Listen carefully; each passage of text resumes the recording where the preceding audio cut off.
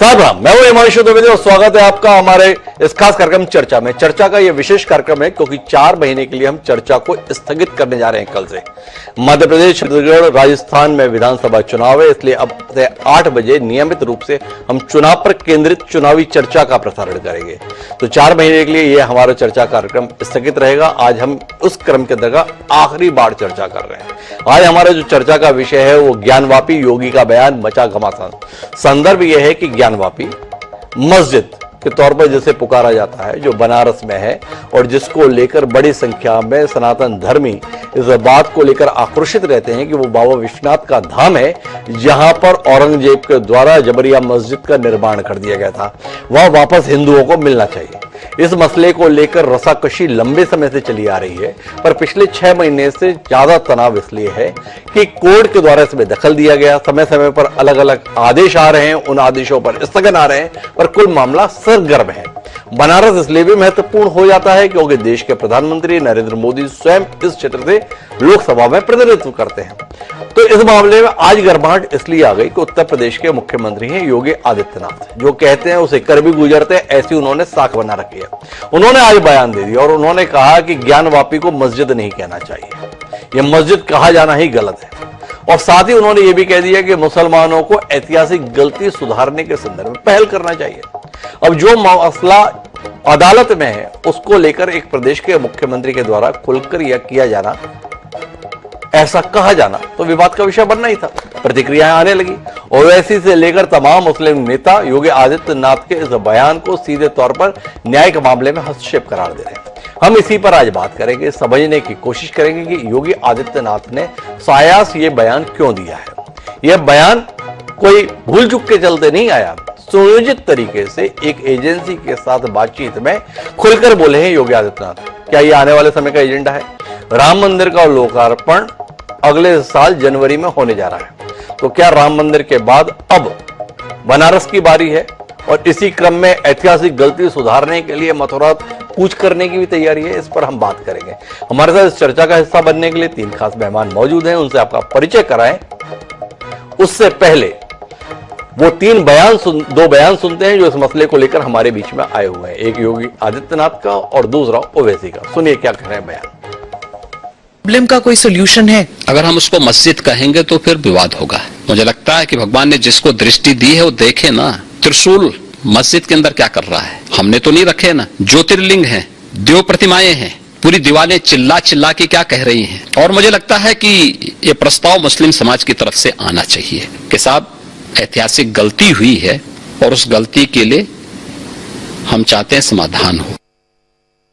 तो जानते हैं कि इलाहाबाद हाई कोर्ट में एएसआई सर्वे के बारे में मुस्लिम पक्ष ने उसकी मुखालिफत की है। वो आजकल में हाई कोर्ट जजमेंट देने वाली है और उसको देखते उन्होंने इस तरह का एक बयान दिया, कंट्रोवर्शियल बयान दिया। ये जुडिशियल ओवररीच है।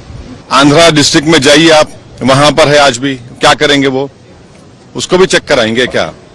उनको पढ़ना चाहिए कि स्वामी विवेकानंदा ने उड़ीसा के एक बहुत बड़ी मंदिर के बारे में क्या कहा था। आप मुख्यमंत्री है, कानून को फॉलो करिए। आप कानून को फॉलो नहीं करना चाह रहे, वो मुसलमानों पर प्रेशर डालना चाह रहे, दबाव डालना चाह रहे हैं। जिस जगह पर 400 साल से मस्जिद है, आप वहां पर दबाना चाहते हैं। ये इनका जुडिशियल ओवररीच है और कुछ नहीं है। तो कुल मिलाकर न्यायिक अतिक्रमण है, ओवैसी ये करार दे रहे हैं।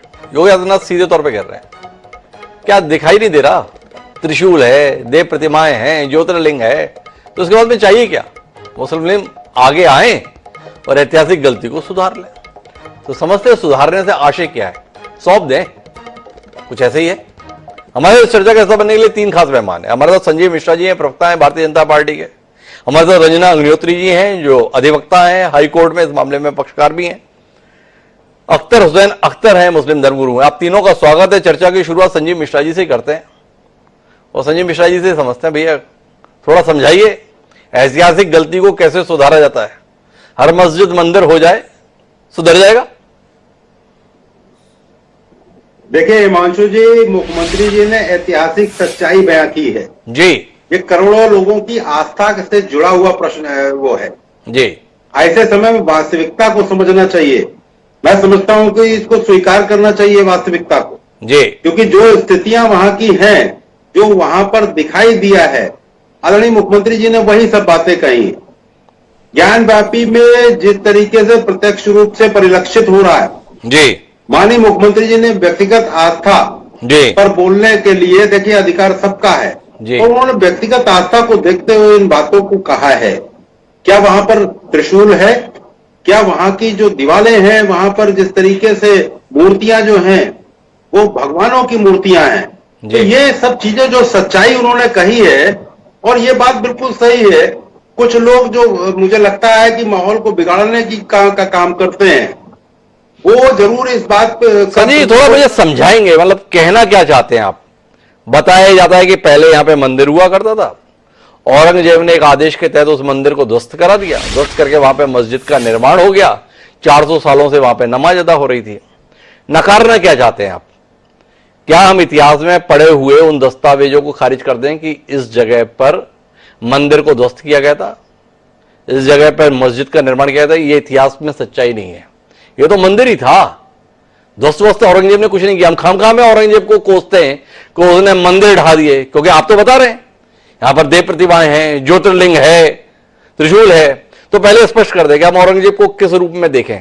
औरंगजेब ने कोई मंदिर ध्वस्त नहीं किया, मंदिर ही था, अचानक उसमें नमाज पढ़ी जाने लगी। ऐसा कुछ है क्या संजीव जी? थोड़ा समझा दें हमें। बिल्कुल सही बात है। औरंगजेब एक आतताई था जिसने मंदिरों के ऊपर अपनी मस्जिद बनाने का काम किया था और उसको ढकने का काम किया था। आज वो सच्चाई सबके सामने है। सारा पूरा करोड़ों ऐसे लोग हैं हमारे बीच में जिनकी आस्थाओं का प्रश्न है। ऐसे समय में माननीय मुख्यमंत्री जी ने जो बात कही है वो एकदम सत्य आप है। थोड़ा समझा नहीं पा रहे। मैं फिर से अपने सवाल को दोहराता हूं। भाई अगर मंदिर तोड़ दिया तो देव प्रतिमाएं कैसे? मंदिर अगर तोड़ दिया तो त्रिशूल कैसे? मंदिर अगर ध्वस्त कर दिया तो ज्योतिर्लिंग कैसे? तो थोड़ा स्पष्ट कीजिए ना। या तो ये कहिए कि औरंगजेब ने कोई मंदिर नहीं तोड़ा, जो मंदिर थे उनमें नमाज पढ़वाना शुरू कर दी, तो यहां तक बात समझ में आए तो थोड़ा स्पष्ट हो जाए ना। क्योंकि आपकी बात से थोड़ा कंफ्यूजन हो गया मुझे, तो थोड़ा समझा दें। औरंगजेब को इतिहास के पन्नों में किस रूप में देखें? भाई औरंगजेब एक शरीफ आदमी था, जाता था, उसकी सेना वहां से देव प्रतिमाओं को हटा दिया जाता था और देव प्रतिमाओं को हटा के वहां पे नमाज पढ़ाई जाती, या देव प्रतिमाएं भी रहती थी और साथ में नमाज शुरू हो जाती थी। थोड़ा स्पष्ट कर देना। आप सारी बातें अपने अनुसार कहते हैं तो थोड़ा समझना मुश्किल हो जाता है। एक सवाल तो ये है, और दूसरा ये ASI सर्वे करा रही है तो सर्वे वर्वे बंद कराया जाए। अभी तो कोर्ट ने स्टे दिया है, हाई कोर्ट ने, तो ये सर्वे वर्वे बंद किया जाए। क्योंकि एक राज्य का मुख्यमंत्री नतीजे में पहुंच चुका है, तो अब किसी सर्वे की जरूरत क्या है? सरकार ने तो फैसला ले लिया ना। तो दो विषयों पर आप स्पष्ट करें तो फिर जाके मैं अख्तर हुसैन अख्तर जी के पास चलूं। देखिए हिमांशु जी जो सच्चाई है वो यही है कि जिस तरीके से वहां पर ऐतिहासिक मंदिर था उसके ऊपर उन्होंने मस्जिद रूपी अपना एक काम शुरू किया। ये बिल्कुल अपनी हिंदू धारणा के विपरीत था। मुझे लगता है कि आज सैकड़ों ऐसे मुसलमान लोग भी हैं जो इस बात को स्वीकार कर रहे हैं। कई मेरे मित्र जो हैं वो इस बात को स्वीकार करते हैं कि अगर ऐसा था तो उसमें जरूरत क्या है वहां नमाज अदा करने की। एक चीज। दूसरी बात, जो प्रक्रिया आपने कही कि न्यायालय में प्रक्रिया है, न्यायालय ने सर्वे के आदेश दिए हैं। न्यायालय प्रक्रिया का हम पूरा सम्मान करते हैं। न्यायालय में जो भी निर्णय आएगा हम बाध्य हैं उसको स्वीकार करने के। लेकिन जो सच्चाई है और जो बयां किया है आदरणीय मुख्यमंत्री जी ने वो बिल्कुल अक्षरशः सही है। और ये चीजों को मुझे लगता है मुस्लिम पक्ष को इन बातों को स्वीकार करके मिश्रा जी मुझे समझाने में नाकाम है। अगर सब कुछ सही है तो फिर सर्वे की जरूरत क्या है? सही है भाई, सही तो आप ही है, तो फिर किसी भी प्रकार के मसले के लिए अदालत में जाने की जरूरत क्या है? आऊंगा वापस आपके पास लौट के। रंजना जी के पास मुझे जाना है, पर उससे पहले अख्तर हुसैन साहब का मनोभाव भी समझ लें। प्रदेश के मुख्यमंत्री जी ने बता दिया है क्या है, आपसे एक उदारता की अपेक्षा है, गलती को सुधारने की अपेक्षा है, भूल सुधार की अपेक्षा है। अख्तर साहब तैयार है मुस्लिम समुदाय भूल सुधार के लिए? अभी मैंने जो अभी तक मिश्रा जी की गुफ्तगू सुनी जी, तो उसमें आपने भी महसूस किया और मैंने भी एहसास किया है कि वो बिल्कुल फैक्टलेस बात कर रहे हैं जी। इनफेक्शस उनके सारे डिस्कशन में हिस्सा लेने की तरकीब तो आजकल प्रवक्ताओं ने अपना रखी, भाजपा के उन्होंने वो अपनाया जी। सबसे बड़ी बात तो ये कि चीफ मिनिस्टर किसी भी स्टेट का जो होता है वो ओथ लेता है कॉन्स्टिट्यूशन की, जी तो हिंदू, मुसलमान, सिख, ईसाई सारे धर्मों का बिला तफरीक मज़हब मिल्लत, जी वो होता है वजीर आला उत्तर प्रदेश। और उसकी जिम्मेदारी ये है कि संविधान की जो धाराएं माइनॉरिटीज को उनकी रिलीजियस एक्टिविटीज को सिक्योर करती हैं, उनका पूरा वो ध्यान रखें। जी आज जो सीएम साहब ने बयान दिया है, तो माननीय मुख्यमंत्री को ये कहना कि भाई वहां पर त्रिशूल है, मूर्तियां हैं, तो ये तो मैं कानपुर का बाशिंदा हूँ। कानपुर में झरकटी के चौराहे पर एक मंदिर है जिससे मिली बिल्कुल मस्जिद है, जी और आपस में कोई तनाव नहीं है, कोई तकरार नहीं। मंदिर में पूजा होती है, मस्जिद में नमाज होती है, ये तो परंपरा चली आ रही थी। तो सीएम साहब का जो बयान ये आया, जी वो बयान रेवेन्यू रिकॉर्ड्स को वायलेट करता है, जी नंबर 1। नंबर 2, जब केस सब जुडिस है तो फिर उसके लीगल एस्पेक्ट पे बात होनी चाहिए। अभी जो कोई एक्सपर्ट अगर लीगल जाने वाला होगा, तो सबसे पहली बात तो ये है कि 1991 में जो प्रेसेस ऑफ वर्शिप एक्ट आया जी नरसिम्हा राव की सरकार में, तो उसके सेक्शन 4 के सब सेक्शन 2 में क्लियरली मेंशन है कि ये जो रिट की गई है और या जो प्लान की गई है, ये किसी भी कोर्ट में, किसी भी ऑनरेबल कोर्ट में ये मेंटेनेबल नहीं है। जी क्योंकि सेक्शन 4 का सेक्शन 2 जी ये क्लियरली मेंशन करता है कि वो रिट आज खुद खारिज हो जाएगी। जी और सेक्शन 4 का सेक्शन सब 3 जो है, सेक्शन सब सेक्शन 3 है, उसमें क्लियरली ये मेंशन है कि एएसआई के अंडर में जो इमारतें होंगी, जी उसका मसला तय होगा एएसआई के इन्वॉल्वमेंट के बाद। जी तो इसमें एएसआई का इन्वॉल्वमेंट कोर्ट को देने के लिए सबसे पहले हमारी जो गुजारिश है वो ये है कि माननीय मुख्यमंत्री जी इसका फैसला अदालत में ही होने दें। और जहां तक मिश्रा जी ने कहा आस्था की बात है, तो अगर किसी देश में बहुसंख्यक वर्ग हर इशू पर ये कहे कि हमारी आस्था का सवाल है, तो अल्पसंख्यक वर्ग क्या करे?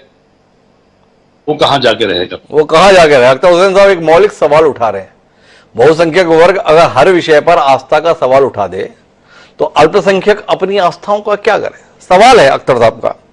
अख्तर साहब, मैं रंजना जी के पास जाऊं उससे पहले मुख्यमंत्री जी की अपील पर विचार करने का कोई मन है? मुख्यमंत्री जी ने कहा ऐतिहासिक गलती को सुधारने के लिए मुस्लिम समाज को पहल करनी चाहिए। बाबा विश्वनाथ की धरती है बनारस, बाबा विश्वनाथ का मंदिर धराशायी हुआ था ये बताया जाता है। अब उधर भूल सुधार के संदर्भ में कोई मनवन है आपका?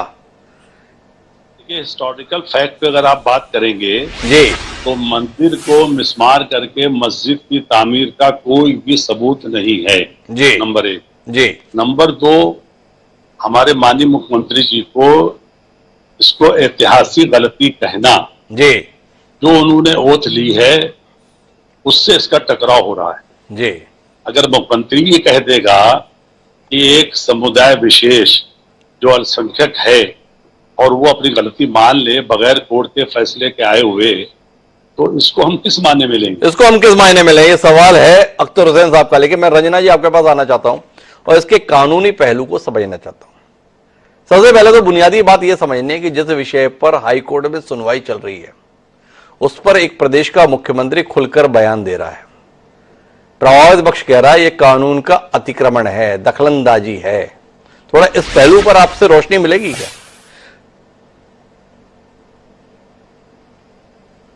आपने शायद म्यूट दबा रखा है, उसे अनम्यूट कर देंगे आपसे आग्रह रंजना जी। नहीं, अनम्यूट तो है, म्यूट तो नहीं। आवाज आ रही है? जी बिल्कुल आ रही है।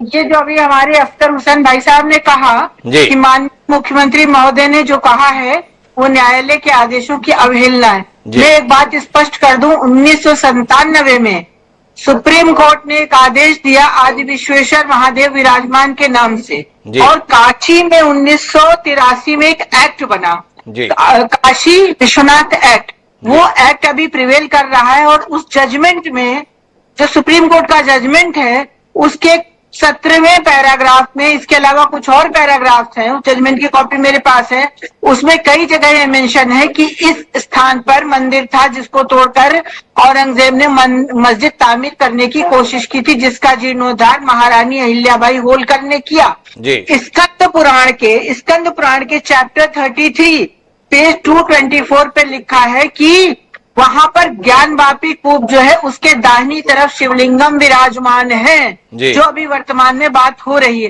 तो यहाँ पर ये बात कहना कि मुख्यमंत्री जी ने किसी भी आदेश की अवहेलना की है, मुझे नहीं लगता उचित है, क्योंकि मुख्यमंत्री जी ने निश्चित ही सुप्रीम कोर्ट के आदेश को पढ़ा होगा 1997 के।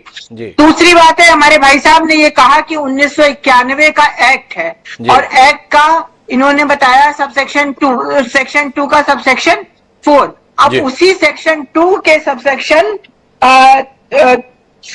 सी में आ जाइए। रिलीजियस प्लेस में रिलीजियस प्लेस की डेफिनेशन है मास्क, मंदिर, मस्जिद, गुरुद्वारा। तो मस्जिद और मंदिर क्या होगा उसकी डेफिनेशन में भी हमें जाना होगा। मस्जिद वो होती है जो according to tenets of Islam बनी हो, लेकिन अगर किसी धर्म स्थल को तोड़ के जबरदस्ती कब्जा करके बनाई जाए तो वो मस्जिद की डेफिनेशन में कतई नहीं आता है। और ये बात दीन मोहम्मद के केस में 1933 में सामने आई है, इसमें एविडेंसेस हुए हैं और इसमें काउंटर और रिटन स्टेटमेंट्स की अदला बदली हुई है बहुत सारी चीजें। तीसरी बात है, अगर सर्वे की बात हुई, हमने एप्लीकेशन लगाई कि सर्वे किया जाए, GPR सर्वे, ग्राउंड पेनिट्रेटिंग रडार सर्वे होना है, उससे न खुदाई होनी है न किसी बिल्डिंग को नुकसान होना है। सर्वे सिर्फ ये बताएगा कौन कौन चीजें कहाँ है। कमीशन तो ऑलरेडी हो ही चुका है, कमीशन में सारी बातें आ चुकी है, कहाँ पर त्रिशूल है, कहाँ पर स्वस्तिक है, कहाँ पर मूर्तियां हैं। सर्वे आएगा, सर्वे की रिपोर्ट अदालत के सामने आएगी, अदालत उस सर्वे की रिपोर्ट को और जो चीजें बरामद हुई, जो आर्टिफैक्ट्स, उनको कानून की कसौटी पर कसेगी और खरा पाने के बाद निर्णय अदालत देगी। जो निर्णय अदालत देगी वो मान्य होगा। तो मैं रंजना जी आपसे सवाल करता हूं, संजीव मिश्रा जी कहें ये तो मंदिर है, समझ में आता है, अख्तर हुसैन जी कहें कि ये मस्जिद है, समझ में आता है, पर एक प्रदेश का मुख्यमंत्री जिस मसले पर अदालत की तरफ से निर्णय आना है, जिस मसले पर ASI के द्वारा सर्वे की प्रक्रिया हो ना हो, इसको लेकर भी विचार चल रहा है, उस पर एक मुख्यमंत्री का सीधे तौर पर कह देना कितना जायज, कितना न्यायोचित है? अख्तर साहब कह रहे हैं जो शपथ उन्होंने ली उसका उल्लंघन कर रहे हैं। आपसे जानना चाहूंगा, अगर इस निर्णय पर सरकार पहुंच गई है तो अदालत के फैसले का इंतजार किस लिए? निर्णय पर अदालत सरकार नहीं पहुंची है, ना किसी भी संवैधानिक शपथ का मुख्यमंत्री जी ने उल्लंघन किया है। मुख्यमंत्री जी ने तो सिर्फ वो कही है कि जो 2022 में कमीशन की रिपोर्ट आई, और कमीशन की रिपोर्ट जो सर्वे हुआ था, जो एडवोकेट कमीशन की रिपोर्ट आई, वो रिपोर्ट अदालत के सामने रखी गई, अदालत ने उस रिपोर्ट को कंफर्म किया है। तो यहाँ पर मुख्यमंत्री जी ने कोई गलती नहीं की है, क्योंकि अदालत के सामने वो रखी गई। वहां पर मूर्तियां, शंख, त्रिशूल और स्वास्तिक के निशान और जो वजू, मैं फिर रोकूंगा रंजना जी, अगर वो कमीशन की रिपोर्ट अपने आप में पर्याप्त है तो ASI के सर्वे की जरूरत क्या है? अगर अदालत इस आधार पर ही नतीजे पर पहुंच सकती है तो कोई और सर्वे कराने की जरूरत क्या? और जब कानूनी दृष्टि से इस पर मंथन चल रहा है अदालत में, तो क्या ऐसे में जिम्मेदार पद पर बैठे हुए व्यक्तियों का सीधे तौर पर निर्णय की शैली में बोला जाना न्यायोचित है? देखिए, कमीशन की जो रिपोर्ट आई, उस रिपोर्ट में जो चीजें सामने नेकेड आई से दिख रही थी, उन चीजों का वर्णन किया गया। ASI सर्वे और GPR सर्वे की जो एप्लीकेशन लगाई गई, उस एप्लीकेशन को लगाने का उद्देश्य ये था कि ये स्पष्ट हो सके कि इसका टाइम पीरियड क्या है, किस पीरियड की बनी हुई है, कंस्ट्रक्शन का इनका जो है टेक्निक क्या है, इसमें कौन कौन सी चीजें यूज हुई हैं, कार्बन डेटिंग हो जिससे कि टाइम का पता लग सके। इसलिए ये एडवांस टेक्नोलॉजी के लिए एप्लीकेशन दी गई थी। कोर्ट ने इसको स्वीकार किया, जिला अदालत के आदेश के अगेंस्ट हाईकोर्ट गए, हाईकोर्ट ने फिर नीचे भेज दिया। यहां से जब कंफर्म हो गया तो सुप्रीम, हम ये कहते हैं इतनी हुज्जत की आवश्यकता क्या है? आप इस बात को क्यों नहीं स्वीकार करते हैं कि वो हो जाए? इसका मतलब है आप कुछ छुपा रहे हैं। आप कुछ सर्वे छुपा रहे हैं। रंजना जी ने एक दलील दी है, इस पे अख्तर साहब आपके पास आऊंगा, पर उससे पहले संजय मिश्रा जी के पास जाना चाहता हूं। तो संजय मिश्रा जी, ऐतिहासिक गलती सुधारने का आह्वान है, तो आज जानना ही चाहता हूं, ऐतिहासिक गलती केवल बनारस के मामले में या मथुरा के मामले में भी सुधारी दी जाए? वहां का भी मसला बड़ा शाही ईदगाह के संदर्भ में है, तो इसके संदर्भ में भी आह्वान हो ही जाए, क्या कहते हैं? देखिए हिमांशु जी, जहां जहां गलतियां की हैं जी, वहां तो सुधार होना ही जी। चाहिए। और इन लोगों को मुझे लगता है कि आज की तारीख में जिस तरीके से भारतीय जनता पार्टी की डबल इंजन की सरकार इनके हित में काम कर रही, जी, इनकी आधी आबादी को उसका हक दिलाने का काम किया, जी, ट्रिपल तलाक का जैसे पे कानून आ गया, आज मुझे लगता है कि मुस्लिम समुदाय को सोचना चाहिए कि जो लोग हमारे हित में काम कर रहे हैं, जिन्होंने हमको खाली मतदाता नहीं समझा, जी, हम उनके हित में भी काम करें और जो गलतियां हुई हैं उनको हम सही तो कर। संजय जी ये बताइए, वो गलती की कोई लिस्ट विस्ट बन गई कि नहीं अपनी? कितनी गलतियां दर्ज हैं इतिहास के पन्नों में, जैसे सुधारने का काम अख्तर हुसैन साहब को करना है, मुस्लिम समुदाय को करना है? क्या आप तो हर बार गलती बता देंगे, ये भी आपकी गलती, ये भी आपकी गलती, ये भी आपकी गलती, पता चला इनके जो घर बने हुए हैं वो भी गलती के तौर पर आ गए, वो भी खाली करें। अभी तो केवल मस्जिद खाली करने, तो थोड़ा कोई सूची वूची बन गई कि नहीं बन गई आपकी?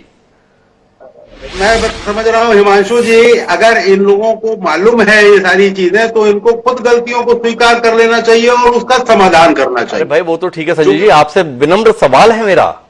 भाई मुख्यमंत्री जी ने सीधा आह्वान किया है, ऐतिहासिक गलती सुधारा जाना चाहिए। मैंने आपसे मथुरा का बोला तो आपने कह दिया कि ऐसी जितनी गलतियां सबको सुधारा जाना चाहिए। तो भाई अख्तर साहब को पता चल जाए ना कि उनके पूर्वज कितनी गलती करके बैठे हैं इस देश में। नहीं, अख्तर साहब की बात नहीं कर रहा हूं, मैं तो कह रहा हूं औरंगजेब ने जिस तरीके से जो गलतियां की हैं, आज इन लोगों को उस पर मुझे लगता है कि समझना चाहिए कि ये वाकई में गलती है, तो इस गलती को हम स्वीकार करते हैं, इससे कोई फर्क नहीं बहुत ज्यादा पड़ता है। संजय मिश्रा जी बताने के लिए तैयार नहीं है कितनी गलती है, जब जैसा हमें गलती लगेगा वैसा बता देंगे। लेकिन अख्तर साहब काफी देर से कुछ बोलना चाह रहे हैं। जी अख्तर साहब, अपनी गलतियों को पहचानिए ना आप। आग्रह है संजीव जी का, इतना आपकी बेहतरी के लिए काम कर रहे हैं, आपकी कौम के संदर्भ में इतना बेहतर काम कर रहे हैं, कुछ तो हमारा भी ध्यान रखिए, ऐसा संजीव जी का कहना है। उनकी बात में कुछ विचार करेंगे आप? ये ऐसा है संजीव जी जो कह रहे हैं मांशु जी, जी, वो तो वही बात कह रहे हैं कि जिसकी लाठी उसकी भैंस। जी, सीधी सी बात ये है कि ये मेजॉरिटेरियन उनका कंसेप्ट है।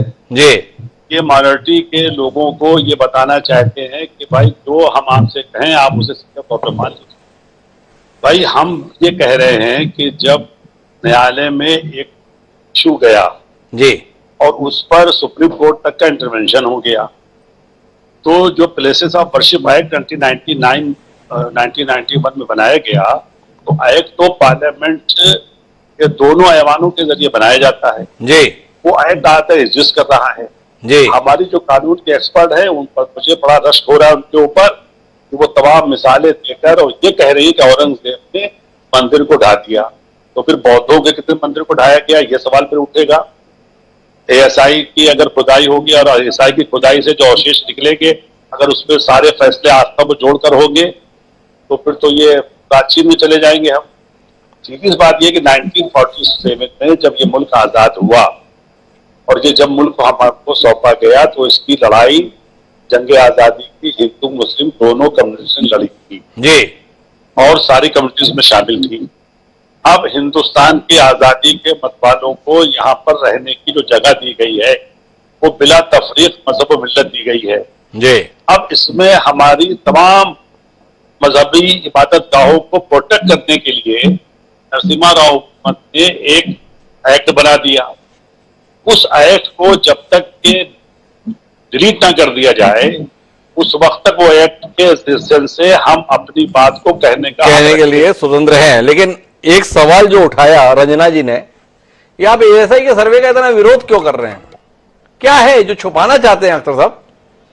कोई विरोध नहीं कर रही है। देखिए बात असमन देखिए जी, कार्बन डेटिंग की बात आई फव्वारे को लेकर, जी, वो किलजरली फव्वारा है जी, और उसमें बाकायदा वो पानी के निकलने के उसमें निशानात भी बाकी हैं, जी, लेकिन कार्बन डेटिंग की बात की गई। आप वो कह रहे साहब एएसआई की बात करते हैं। पहली बात तो ये है कि जो स्कूट ये दाखिल किया गया है उन 4 लेडीज की तरफ से वो सूट की मेंटेलिटी पर ये सवाल अभी खड़ा कर दिया गया है जी कि वो सूट मेंटेलिटी है या नहीं है। जी वो तो वायलेट कर रहा है उस एक्ट को, जी जो प्रेसिडेंस ऑफ वर्शिप एक्ट है जी 1991 का। जी पहले तो ये तय करिए।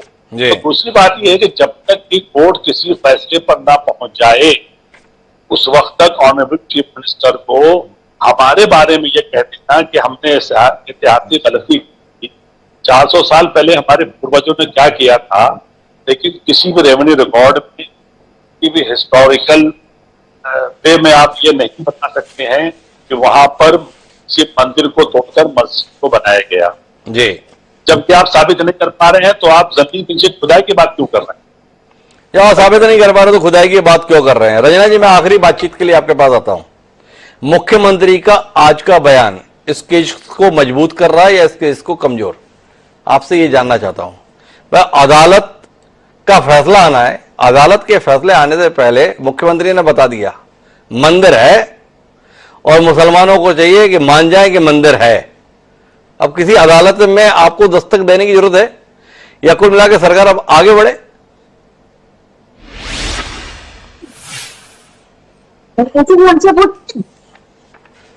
जी रंजना जी,